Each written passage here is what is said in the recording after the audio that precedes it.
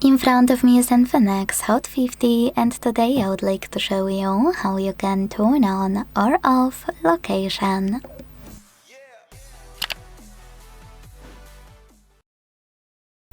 Begin by going into Tab menu.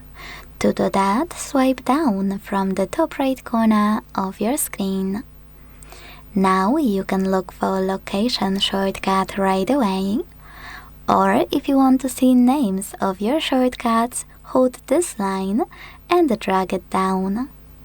Either way, when you find location 1, click on it, and if it's blue, that means that location is on.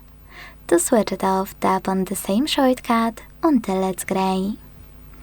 If you want to, you can also go into settings, scroll to click on location section available here, and use this switcher to manage it.